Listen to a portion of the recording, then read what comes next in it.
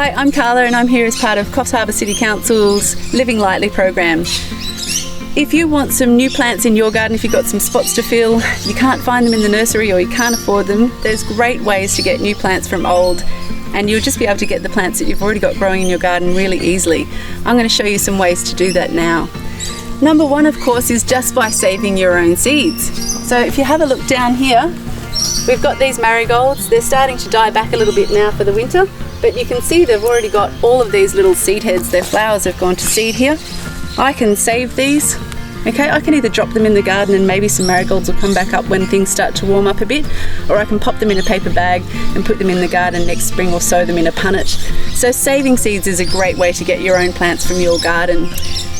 You can check out some advice from Seed Savers Networks if you really want to take that one a little bit further. Seeds, of course, that you collect from your own garden will be perfectly adapted to your little patch of paradise as well, so that's another great way, a great thing to think of. Down here I've got some shallots. So I'm going to talk about cut and come again, I suppose. Lots of the loose leaf lettuce varieties can do that. You can harvest from them for a long time just by taking leaves as you need them. But these ones here as well, you can just cut these about 1 centimetre above the soil, take the plant inside and use it, leave the roots in the ground, and it'll regrow another shallot for you, as you can see here. If you buy these from the supermarket, they often come in a bunch with their roots attached. And what I would do then is just take the tops off and use those in the kitchen. Put the bottoms with the roots in a jar of water for a couple of days, just until they start to sprout. Bring them out to your garden and plant them, and you'll get shallots that way. Okay, so that's another great way to get new plants from old. Down here, I've got some lemon balm, and I'll show you with this one, a great way to get those plants is by layering. So a lot of these plants will lay themselves down on the ground and they'll root at the nodes. That's where the leaves come out of the stem. So you can just go along and you can find a spot where it's laying down on the ground and setting down some roots, and you can get your little trowel, cut that stem off and dig those roots out and take it to another part of your garden and plant it. An easy one there, lemon balm.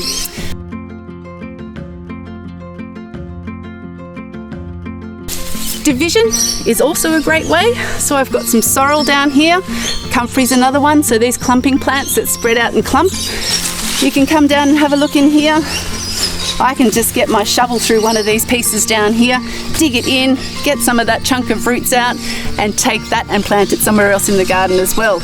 Another really good way to take plants from your garden and turn them into new plants is via cuttings. So cuttings will basically give you a clone of the parent plant, unlike seeds, which can throw up some little anomalies here and there and you don't really know exactly what you're getting. I'll show you over here very quickly. I've got some Okinawan spinach over here. A lovely nutritious plant and very beautiful as well, as you can see. Now I could take a cutting of this fairly easily. Rosemary, lavender, thyme, oregano, they all take cuttings really easily as well.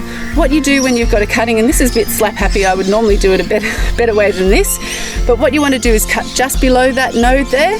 You want to strip these bottom leaves off, because these nodes have the magical ability of producing leaves when they're above ground or roots when they're below ground. So you're going to take some of these leaves off, usually about 2/3 of the plant's leaves. You don't want to lose too much moisture through their leaves. Sometimes I'll even break them in half like this. Okay, and then what you'll do is make a hole in the ground or in your pot, dibble it with something, a stick first, plonk this in and just let it root at those nodes. You want to keep the moisture up to it, particularly humidity around its leaves, and you'll have some new plants from old in no time. So many, in fact, that you could easily share them with your friends or fill up those bare spots in your garden.